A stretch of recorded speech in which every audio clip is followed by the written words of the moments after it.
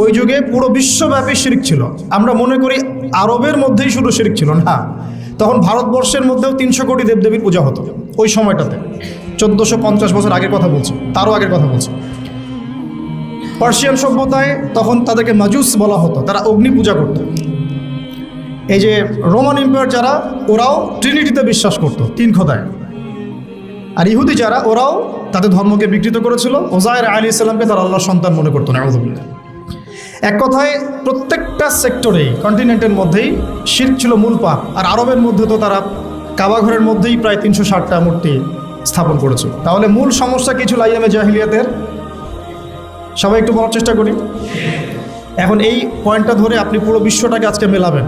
বিশ্ব মেলানোর আগে আপনি আপনার এলাকাটাকে মেলাবেন, জেলাকে মেলাবেন, রাষ্ট্রকে মেলাবেন, তারপর বিশ্বে যাবেন। দেখবেন কয়েকটা মৌলিক ক্ষেত্র, শিক্ষা,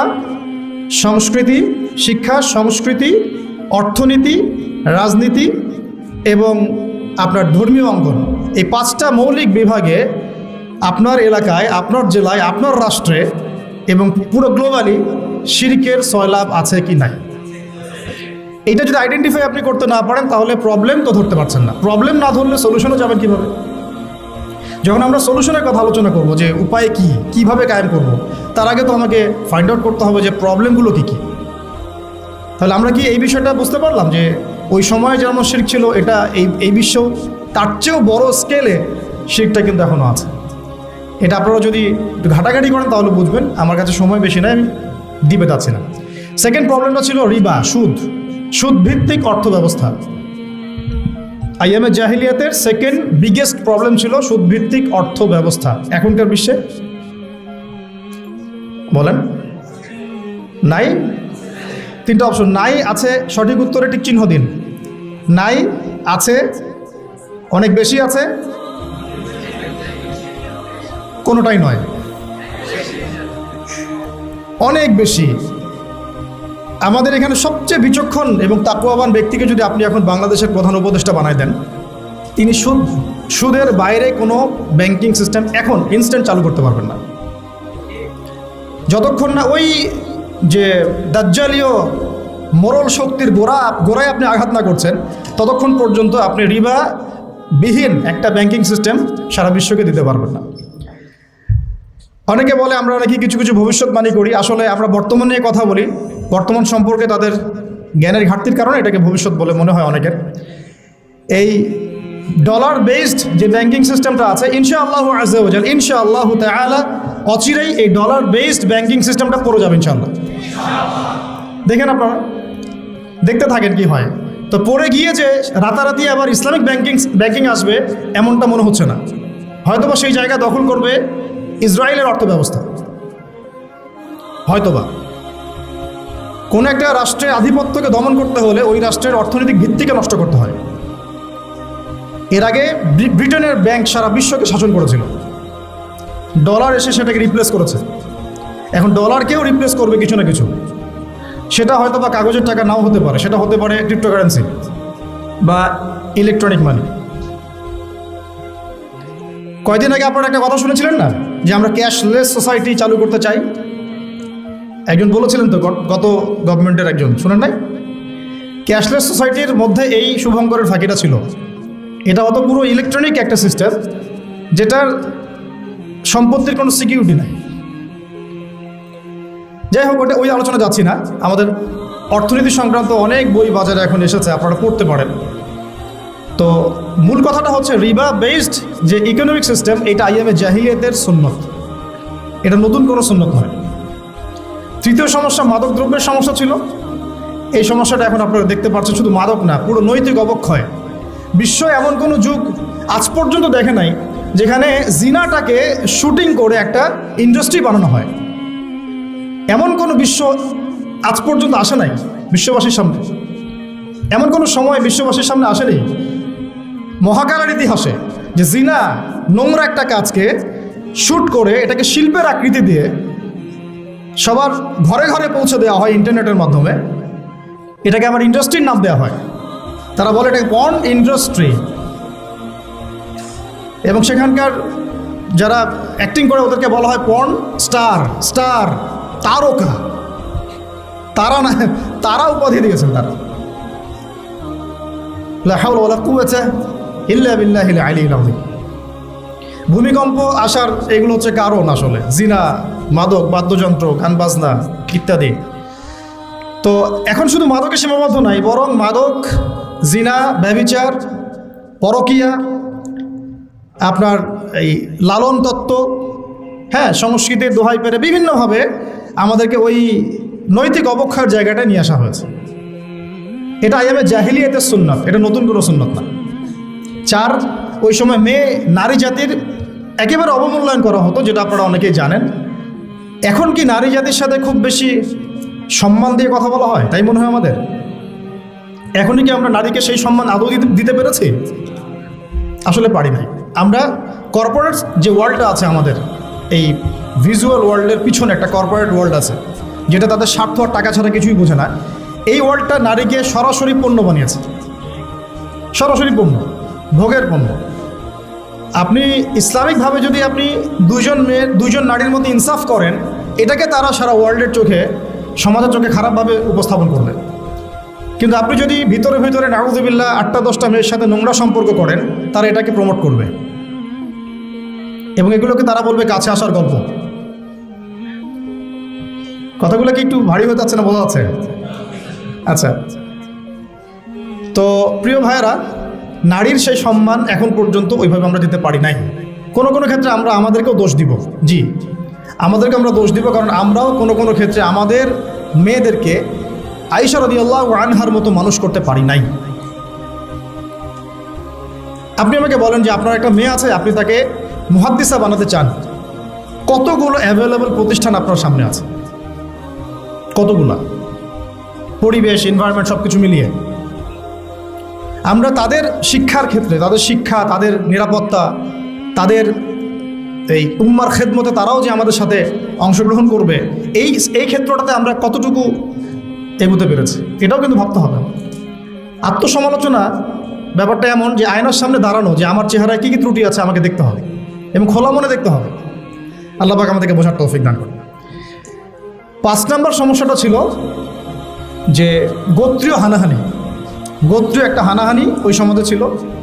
যুদ্ধ বিগ্রহের বিস্তীর্ণ ইতিহাস আছে, এগুলো আপনারা রাহিকুল মাখতুম সহ, নবী রহমত, এছাড়া আরও যত কিতাব আছে। এই আমাদের জাকারিয়া মাসুদ ভাইয়ের তো কিতাব লিখেছেন একটা সিরাতের উপরে, তারপরে রহমতুল্লাহ আলামিন সহ অনেক কিতাব বাজারে পাওয়া যাচ্ছে। পড়লে বুঝবেন ওই সময়টায় গোত্রীয় হানাহানি প্রকট ছিল। এখন আমাদেরকে বলেন তো যে বর্তমান ওয়ার্ল্ডে এবং বৈশ্বিক প্রেক্ষাপটে হোক আর আঞ্চলিক প্রেক্ষাপটে হোক, গোত্রীয় হানাহানি আছে কি নাই? এটা বর্তমানে রাজনৈতিক রূপ নিয়েছে আর কি। এখন আমার কাছে একটা বিষয় খুব হাস্যকর লাগে। আমি অনলাইনে দেখছিলাম কয়েকজন ভাই এই জিহাদ শব্দটাকে খুব ক্রিটিসাইজ করছেন এবং শব্দটাকে ঘুরিয়ে ফিরিয়ে পশ্চিমাদের ভাষায় এটাকে জঙ্গিবাদ, সন্ত্রাসীবাদ এইসব শব্দ ইউজ করতেছেন আর কি। তা আপনাদেরকে দেখলে আমার আসলে মায়া লাগে। কাশ আল্লাহ পাক আপনাদেরকে একটু বুঝ দিত দিনের। গণতান্ত্রিকভাবে যখন আপনি রাস্তায় নামেন, মিছিল করেন, মিটিং করেন, লাঠিসোঁটা নিয়ে মারামারি করেন, মুসলিম কনফ্লিক্ট করেন, মুসলিমের হাতে মুসলিম মারা যাচ্ছে, তখন আপনি গণতান্ত্রিক শব্দ এটাকে জায়েজ করে নেন। অথচ কুফফারদের সাথে যখন মুসলিম মুজাহিদরা সরাসরি ব্যাটল ফিল্ডে থাকে, ওদেরকে আপনি জঙ্গি বলেন। কি চিন্তার কি দৈন্যতা! গণতান্ত্রিক একটা রাষ্ট্র মনে করেন বাংলাদেশ, এখানে ধরেন একটা সরকার আছে, একটা বিরোধী দল আছে, কথার কথা এক্সাম্পল XY। তো এক্সকে ক্ষমতা থেকে সরানোর জন্য ওয়াই মাঠে নেমেছে। এক্সও মুসলিম, ওয়াইও মুসলিম, কনফ্লিক্ট হলো, মারামারি হলো, এই দলের 50 জন মারা গেল, ওই দলের 100 জন। ফর এক্সাম্পল, একটা এক্সাম্পল দিচ্ছি, এটা ডেমোক্রেটিক সিস্টেমে তাদের কাছে জায়েজ, এটা গণতন্ত্রের ভাষা। কিন্তু সারা ওয়ার্ল্ডে গ্লোবালি যখন মুসলিমরা কুফফারদের একেবারে গর্দান আঘাত করছে আল্লাহর হুকুমত কায়েম করার জন্য, ওইটাকে তারা বলছে সন্ত্রাসবাদ এবং জঙ্গিবাদ।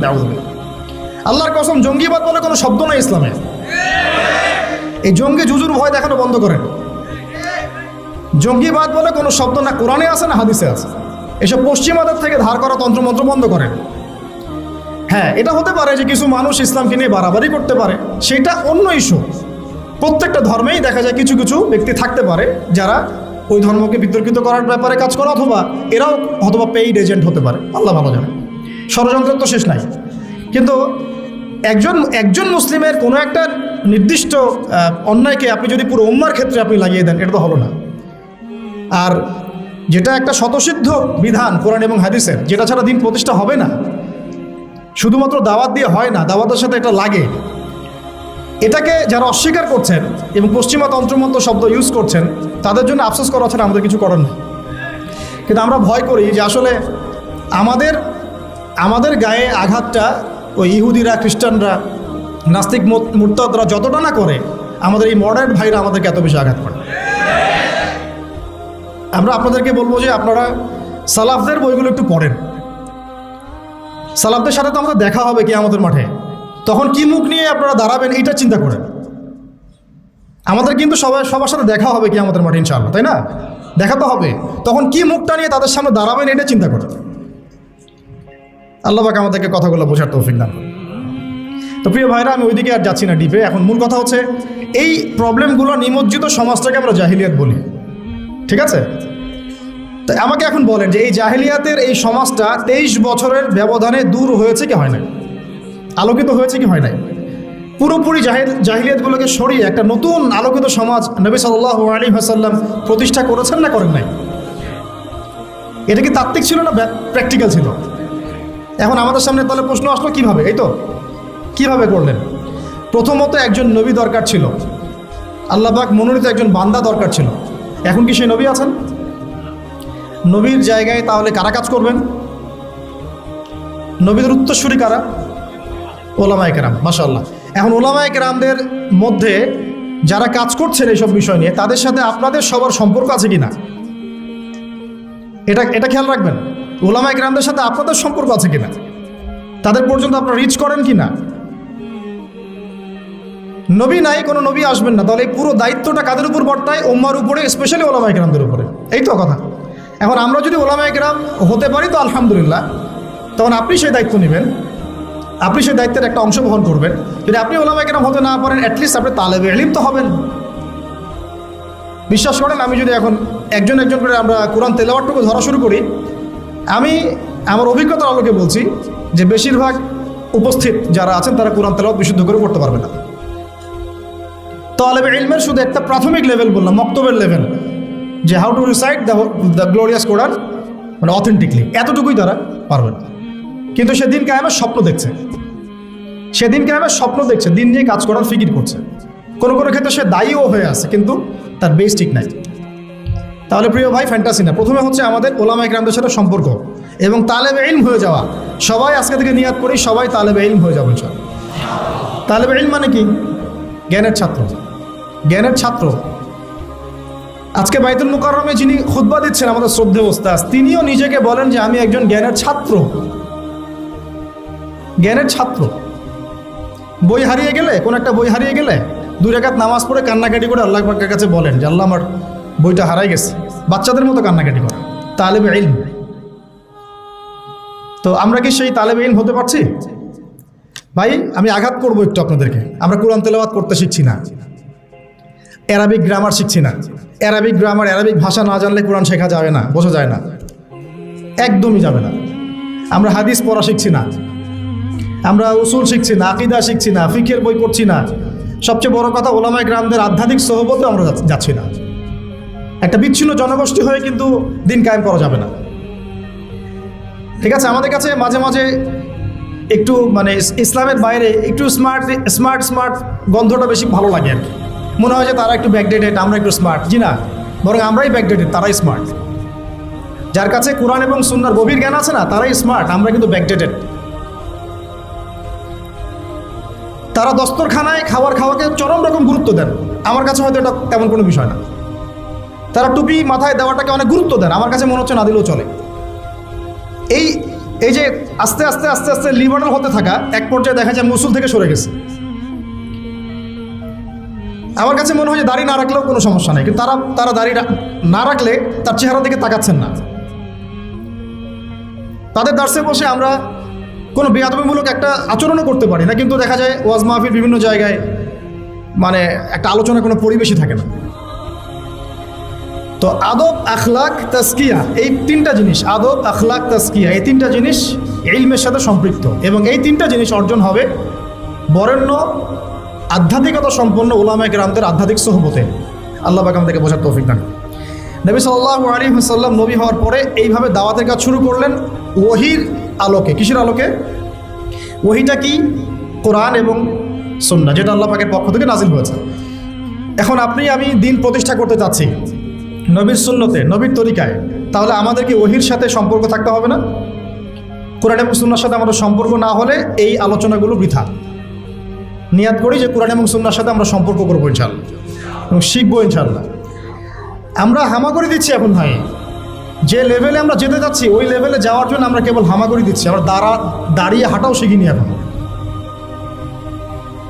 ওটা প্রবলেমগুলো বলে বলে আপনাদের কনফিডেন্স আমি কমাতে চাচ্ছি না, কিন্তু আমরা কেবল হামাগুড়ি দিচ্ছি, হাতড়ে ফিরছি, অন্ধকারে পথ হাতড়ে ফিরছি। এই বেসিক জিনিসগুলো তাড়াতাড়ি ঠিক করে ফেলেন। এটা 30 বছর আগেই আমাদের এমন একটা জেনারেশন দরকার ছিল যারা এই বেসিক বেসগুলো অনেক স্ট্রং, তারা বড় করে চিন্তা করছে যে আল্লাহর জমিনে দিন কায়েম কেমনে করব। তো এখন আমাদেরকে আবার ওই পিছন থেকে কথা বলতে হচ্ছে। আল্লাহ পাক আমাদের সবাইকে যেন দিনের গভীর জ্ঞান অর্জনের তৌফিক দান করেন। ইলম ছাড়া আমরা দিনের খেদমত করতে পারবো না। প্রত্যেকটা কাজের আগে ইলম লাগবে। প্রত্যেকটা দলিল আছে, কোরআন হাদিস থেকে কোটেশন দেওয়া যায়, সময় নাই, আমি এগুলো বলতে জাস্ট সামারি করে যাচ্ছি। এবং সেই ওহীর জ্ঞানটা নবী সাল্লাল্লাহু আলাইহি ওয়াসাল্লাম নিজে সবার আগে নিজে আমল করে দেখিয়েছেন। পয়েন্ট নোট আউট করেন, ওহীর জ্ঞানটা নবী সাল্লাল্লাহু আলাইহি ওয়াসাল্লাম সবার আগে নিজে আমল করে দেখিয়েছেন। আমরা কিছু জানলে মানুষকে আগে জানাতে চাই, নিজে আমল কম করি, আমল বাড়াতে হবে। এবং তিনি মানুষ তৈরি করেছেন, পয়েন্ট নোট করেন, তিনি মানুষ তৈরি করেছেন, সাহাবীদেরকে তৈরি করেছেন তার আধ্যাত্মিক সোহবতে। সাহাবীরা তার কাছে গিয়ে পড়ে থাকতেন, তিনি শেখাতেন, তাদেরকে পরিশুদ্ধ করতেন এবং সাহাবীদের মধ্যে ঐক্য বজায় রাখতেন। তিনি সাহাবীদের প্রতি অনেক নরম ছিলেন। আমরা অনেক হার্শ, আমাদের মধ্যে হিংসা, বিদ্বেষ, গীবত, তহমত, পরশ্রী কাতরতা দিয়ে ভর্তি। মানুষ আমাদের কাছে আসলে দূরে সরে যায়। নবী সাল্লাল্লাহু আলাইহি ওয়াসাল্লামের কাছ থেকে মানুষ দূরে সরে গেলে ছুটে চলে আসতো, আবার কখন তাকে দেখব।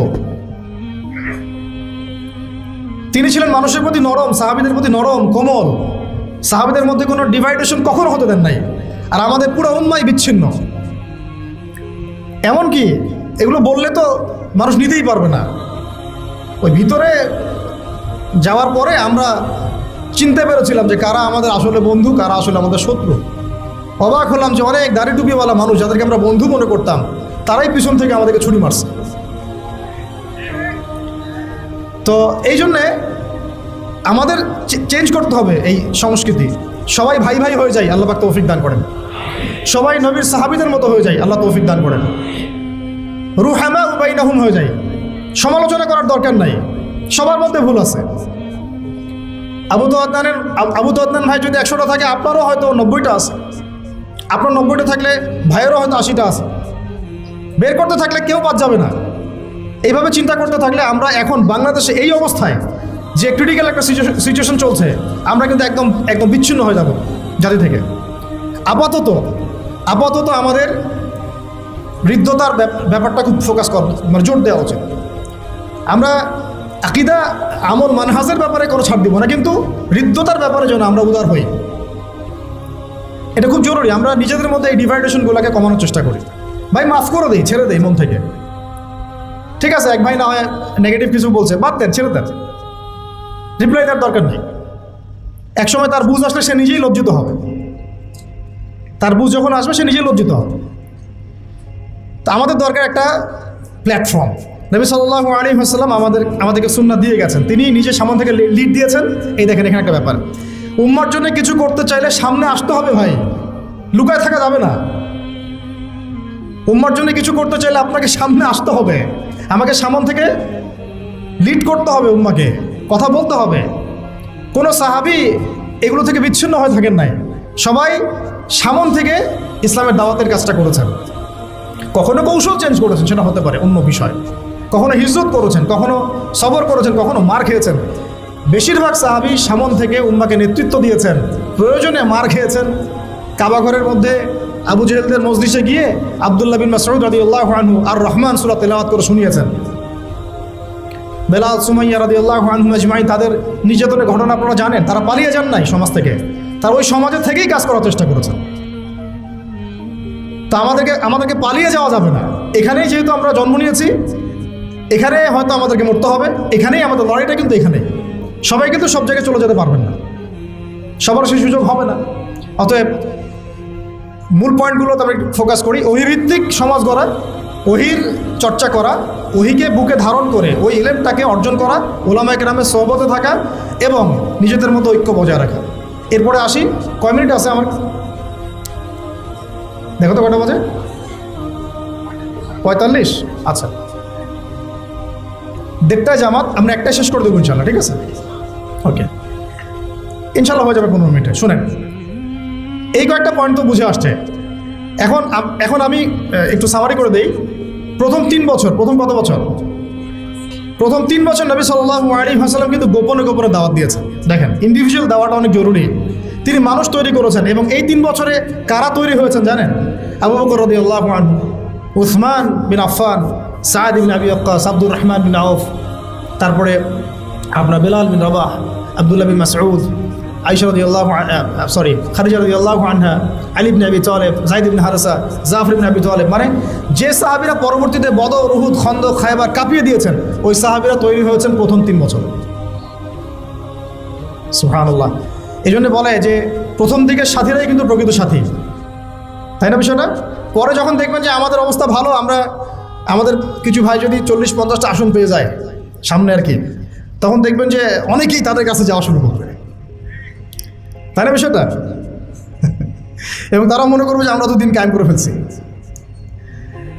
দেখেন, দিন কায়েম হবে তখনই যখন আল্লাহ পাকের যে কোরআন সুন্নাহ ভিত্তিক যে ওহির বিধানটা, এই বিধানটা যখন আল্লাহর জমিনে প্রতিষ্ঠিত হবে, তখনই কেবলমাত্র দিন কায়েম হবে।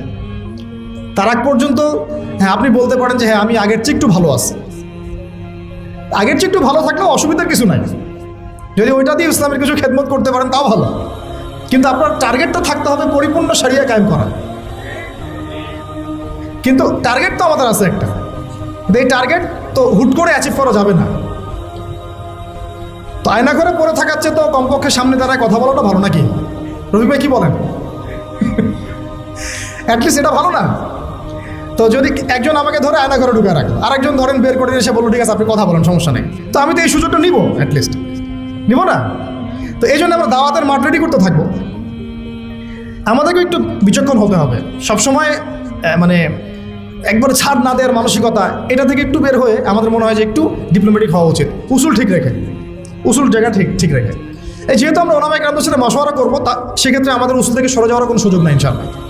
মাশওয়ারা ভিত্তিক আমরা আগাবো ইনশাআল্লাহ। তো এখন 3 বছরের গোপন দাওয়াতের পরে যখন প্রকাশ্যে দাওয়াত শুরু হলো, তখন মারাত্মক রকমের নির্যাতন নেমে আসলো। ওই নির্যাতনের সময় কিন্তু নবী সাল্লাল্লাহু আলাইহি ওয়াসাল্লাম সাহাবীদেরকে অস্ত্র দিয়ে প্রতিবাদ করতে বলেন নাই, বরং সবর করতে বলেছেন। এই সবরের পিরিয়ডটা কিন্তু আমরা পার করে আসছি, সবর করিনি আমরা বিগত 15-20 বছর, 25-30 বছর।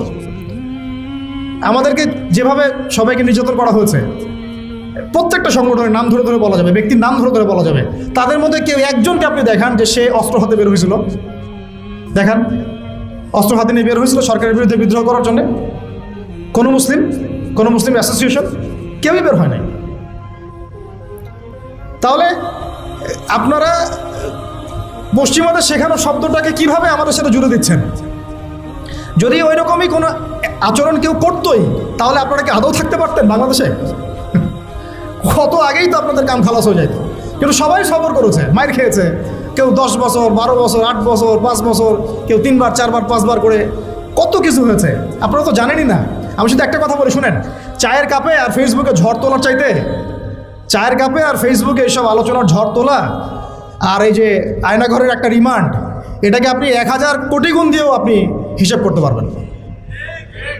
ওই চায়ের কাপে ফেসবুকে এগুলো নিয়ে তর্ক বিতর্ক ঝড় তোলা অনেক সহজ।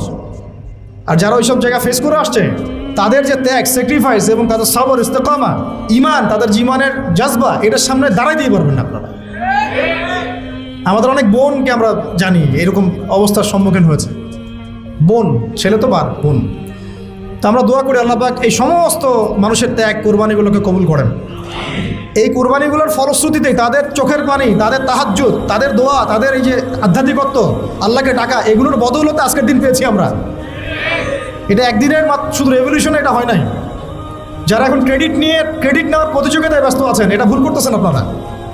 এটা ঠিক হচ্ছে না। এখানে ক্রেডিট পাওয়ার যোগ্য সেই প্রত্যেকটা আল্লাহর বান্দা যে এখানে হকের উপর ছিল, যার উপর নির্যাতন হয়েছে, চোখের পানি ফেলেছে, সেজদায় আল্লাহর কাছে কান্নাকাটি করেছে, দোয়া করেছে। আমাদের মা বোনরা ঘুমায় নাই, রাতের পর রাত জেগেছিল, রাস্তাঘাটে দৌড়াদৌড়ি করে বেরিয়েছে, কেউ একটা ইন্টারভিউ পর্যন্ত নিতে চায় নাই। কিন্তু যখন ব্যাপারটা গ্লোবাল হয়ে গেছে তখন সব মিডিয়ার সামনে হাজির। এই জন্য আমরা আপনাদেরকে বিশ্বাস করি না, আপনারা সুবিধাবাদী। যখন যেদিকে হাওয়া তখন সেই দিকে দৌড় দেন। আমার নিজের ওয়াইফের কথাই বলতেছি, ডোর টু ডোর ঘুরে বেড়াইছে একটা ইন্টারভিউ নেওয়ার জন্য, যে উনি কোথায় গেল, হঠাৎ করে নাই হয়ে গেল কীভাবে, কেউই কথা বলতে রাজি হয় নাই। এর আরও অনেক ভাই আছে যারা এগুলো শিকার, তারাও জানে এগুলো, সবার সাথে এগুলো হয়েছে। কিন্তু যখন আবার এটা আল্লাহ পাক ঘুরাই দিয়েছেন অবস্থাটা, তখন আবার বাড়ির সামনে হাজির। তাহলে কাদেরকে বিশ্বাস করবেন আপনি? এই জন্য বলি যে যাদের উসুল, আকিদা, মানহাজে যারা স্ট্রং না, তাদেরকে বিশ্বাস করার আগে 10 বার 20 বার চিন্তা করতে হবে। দেখেন, নবী সাল্লাল্লাহু আলাইহি ওয়াসাল্লাম ইহুদিদের সাথে চুক্তি করেছিলেন না? তারপরে রোমানদেরকে চিঠি পাঠিয়েছেন না? মুশরিকদের সাথেও সন্ধি হয়েছে না? সব কিছু হয়েছে, সন্ধি হয়েছে, পররাষ্ট্রনীতি হয়েছে, চুক্তি হয়েছে, যুদ্ধ হয়েছে। তিনি কিন্তু উসুল এবং আদর্শের জায়গায় কারোর সাথে যাররা পরিমাণ ছাড় দেন নাই। ছাড় দিয়েছেন? তাই আমরা যেন এই সুন্নতটাকে ধরে রাখার চেষ্টা করি, আল্লাহ পাক তৌফিক দান করে। এখন সংক্ষিপ্ত করে শেষ করে দিচ্ছি। এই যে দাওয়াতটা প্রকাশ্য রূপ লাভ করলো, তখন সবরটা ছিল বেশি ইম্পর্টেন্ট। এবং সবর করতে করতে করতে সাহাবীরা কি বলেছিলেন জানেন? ইয়া রাসূলুল্লাহ সাল্লাল্লাহু আলাইহি ওয়াসাল্লাম, আপনি একটু বদদোয়া করেন না এদের জন্যে, আমরা তো পারছি না। নবীজি বলেছেন যে তোমরা জেনে রাখো, এই দিন একদম মাশরিক থেকে মাগরিব পর্যন্ত পৌঁছে যাবে, একটা কাঁচা বাড়ি, একটা পাকা বাড়ি বাদ থাকবে না যেখানে আল্লাহ পাক কালিমাকে প্রবেশ করাবেন না ইনশাআল্লাহ। ওয়ালাকিন্নাকুম তাস্তাজিলুন, কিন্তু তোমরা খুব তাড়াহুড়া করছো। ঠিক আছে, তোমরা এখন আবিসিনিয়ায় চলে যাও। যদি দেখা যায় কখনো এমন একটা পরিবেশ যে আপনার এলাকায় দিন পালনের কোনো পরিবেশই নাই, তখন আবিসিনিয়ার সুন্নত আছে আমাদের সামনে, সেখানে হিজরতের সুন্নত আছে। তারপরে নবী সাল্লাল্লাহু আলাইহি ওয়াসাল্লামকে 3 বছর সাহাবীদেরকে সহ বয়কট করা হয়েছে শিয়ারে আবু তলেবে, গাছের ছালপাতা খেয়ে দেখেছেন, তবুও আরশের সাথে আপোষ করেন নাই। সাহাবীদেরকে চোখের সামনে তিনি শহীদ হতে দেখেছেন মক্কায়, তারপরেও তিনি আদর্শের সাথে আপোষ করেন নাই, কিন্তু তাদেরকে তিনি অস্ত্র দিয়ে আঘাত করেন নাই। কিন্তু এরপর যখন আল্লাহ রাব্বুল আলামিন তায়েফের পরে যখন তায়েফবাসী কবুল করলো না, মিরাজ হয়ে গেল, এরপরে নবী যখন সাল্লাল্লাহু আলাইহি ওয়াসাল্লাম মদিনার সেই যে যুবকদেরকে দাওয়াত দিলেন, আমাদের যুবক ভাইরা ভালো করে শুনেন, এই যুবকদের হাতে ইসলাম পরিবর্তন হয়েছে। মানে পরিবর্তন বলতে বোঝাচ্ছি টেবিলটা উল্টে গেছে আর কি, যুবকদের হাতেই। এই 6 জন যুবক যাদের নেতৃত্ব দিচ্ছেন সাআদ বিন যুরারা রাদিয়াল্লাহু আনহু, তারা এসে ইসলাম কবুল করলেন ইয়াসরিব থেকে। তারপরে পরের বছর 12 জন, তারপরের বছর এই যে 75 জন। এই যে একটা বিশাল দাওয়াতের ক্ষেত্র তৈরি হলো মদিনায়। একজন দায়ীর মেহনত ছিল এখানে, তার নাম মুসআব বিন উমাইর রাদিয়াল্লাহু আনহু, মনে আছে না আপনাদের? তো এই যে মাঠটা তৈরি হলো, যে মাঠ তৈরি করা, তারপরে নবী করিম সাল্লাল্লাহু আলাইহি ওয়াসাল্লামকে তারা বললেন যে আপনি আপনার সাহাবীদেরকে নিয়ে চলে আসেন আমাদের এখানে। আল্লাহ পাকও সেটা ইরাদা করলেন, নবী সাল্লাল্লাহু আলাইহি ওয়াসাল্লাম সাহাবীদেরকে নিয়ে চলে গেলেন। এই মদিনা হলো প্রথম ইসলামিক স্টেট। প্রথম ইসলামিক স্টেট কিন্তু মক্কা নয়, বরং মদিনা। সেখানে নবী সাল্লাল্লাহু আলাইহি ওয়াসাল্লাম গিয়ে তিনি শুধু এখন নবী নন, বরং তিনি এখন রাষ্ট্রপ্রধানও বটে। আমরা কি এই পর্যায় পর্যন্ত যেতে পেরেছি কিনা? বলেন, আমরা কি এখন পর্যন্ত কোনো মদিনা রাষ্ট্র কায়েম করতে পেরেছি কিনা? আমাদের এই দেশটাতেও হোক অথবা অন্য কোনো রাষ্ট্রের দাওয়াতের মাধ্যমে হোক, পেরেছি? তার মানে আমরা এখন এই জায়গা পর্যন্ত যেতে পারি নাই। তাহলে মক্কা বিজয়ের স্বপ্ন আপনি দেখছেন কিভাবে, আর গণক্ষমা কিভাবে করছেন? আমরা তো মদিনা রাষ্ট্র পাইনি এখনো। আমরা কি মদিনা রাষ্ট্র কায়েম করতে পেরেছি? বা অন্য কোনো রাষ্ট্রের দাওয়াতের কাজের মধ্য দিয়ে ওইখানে মাঠ তৈরি করতে পেরেছি যে আমরা হিজরত করে চলে যাবো, ওখানে রাষ্ট্র কায়েম হবে? কোনোটাই তো হয় নাই। তাহলে আমরা এই পর্যায়ে পর্যন্ত এখনো যেতে পারি নাই, অথচ আমরা মক্কা বিজয়ের ভাইব নিয়ে ঘুরে বেড়াচ্ছি। কি একটা অবস্থা! আল্লাহ পাক আমাদেরকে বোঝার তৌফিক দান। আমি এই জন্য বলি যে কোরআন এবং সুন্নাহকে বুঝতে হলেও সিরাত লাগবে আপনার। সিরাত ছাড়া কোরআন সুন্নাহকে বোঝা যায় না। সুবহানাল্লাহ। আর আমার বিশ্বাস যে সিরাতের উপর যারা বেশি চর্চা করবে, পড়বে, ইনশাআল্লাহ আল্লাহ চাইলে তারা নবীকে স্বপ্ন দেখতে পারে। মানে আমার মন বলে এটা কোনো দলিল ভিত্তিক কথা বললাম না, অনেক ওলামা কেরাম বলেছেন আমাদেরকে। আমি জিজ্ঞাসা করেছিলাম যে ওস্তাদ, আমাদের নবী সাল্লাল্লাহু আলাইহি ওয়াসাল্লামকে স্বপ্ন দেখার কোনো খাস আমল আছে নাকি? তো কেউ তেমন কোনো খাস আমল বলতে পারে না।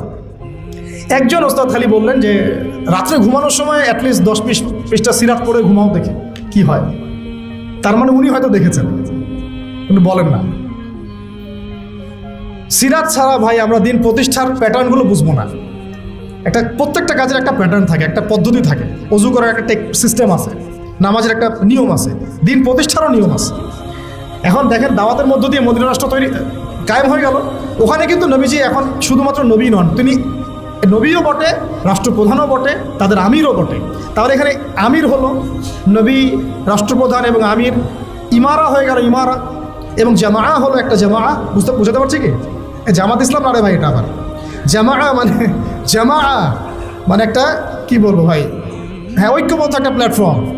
এবং দেখেন একজন আমির কিন্তু আবার আলাদা আলাদা না, একজন আমির এই একটা জামা, এবং সবাই হচ্ছে মামুর মানে যারা আমিরকে ফলো করে। এখানে আছে সাম ওয়া তোয়া, মানে নবী যা বলবেন তারা শুনবেন এবং আনুগত্য করবেন। এইরকম একটা সিস্টেম কিন্তু আমরা এখন আমাদের দেশে করতে পারি না। সবাই আলাদা আলাদাভাবে কাজ করতেছি, ঠিক আছে, কাজ হতে থাক, কিন্তু সমন্বয় জরুরি। সমন্বয় না হলে বৃহত্তর ঐক্য হবে না। আর বৃহত্তর ঐক্যের জায়গাটাতে আমাদেরকে একটু ছাড় দিতে হবে, একটু হলেও ছাড় দিতে হবে। কারণ এখন তো আর সাহাবিদের যুগ না রে ভাই। সাহাবিরা যেভাবে সব শক্তভাবে পালন করতেন, আমল করতেন, এরকম মানুষ এখন নাই তো। আর আপনি যদি ওই যে আমি যদি আমাকে বলে যে ভাই আপনার মধ্যে সাহাবিদের সব খাসলত পাওয়া যাচ্ছে না, যাবে না, এটাই তো স্বাভাবিক। কারণ আমরা তো সাহাবিদের যুগ থেকে 1400 বছর পরের মানুষ। এই হাদিসটা আপনারা জানেন কিনা, মাঝখানে অনেক লম্বা হয়ে যাচ্ছে কিনা, এই ফয়জুল কালাম বইয়ের মধ্যে আছে। নবীজি বলেছেন সাল্লাল্লাহু আলাইহি ওয়াসাল্লাম যে তোমরা এমন একটা যুগে আছো আমার সাহাবীরা, শুনেন, তোমরা এমন একটা যুগে আছো হে আমার সাহাবীরা, তোমরা যদি ইসলামের 1/10 ছেড়ে দাও তোমরা ধ্বংস হয়ে যাবে। কিন্তু তোমাদের পরে এমন একটা যুগ আসবে যে যুগে যদি কেউ ইসলামের 1/10 উপরেও থাকে সে সফল হয়ে যাবে। মানে আমরা তো এখন ওই যুগে আছি। 10% ধরে রাখতে পারলেও ইনশাল্লাহ আপনি সফল হবেন। তো এরপরে মদিনা রাষ্ট্র কায়েম হলো। দেখেন রাষ্ট্র কায়েম করার পরে কাজ কি, এবার আমাদের দায়িত্বশীল যারা এখন আছেন প্রেজেন্ট তাদেরকে একটু বোঝান একটু, রাষ্ট্র পাওয়ার পরে কাজ কি, নবীজি কী করেছেন রাষ্ট্র পাওয়ার পরে। আগে তিনি মসজিদে নববী নির্মাণ করেছেন। তার মানে মসজিদে নববী ছিল শুধুমাত্র ইবাদতের জায়গা নয়, সেখানে দাওয়াতের কাজ হতো, সেখান থেকে সব ডিসিশন মেকিং হতো। এবং এরপরে তিনি আনসার আর মুহাজিরদের মধ্যে ভ্রাতৃত্বের বন্ধন স্থাপন করলেন। রাষ্ট্রীয় ক্ষমতা পাইলে আমাদের কাজ কি?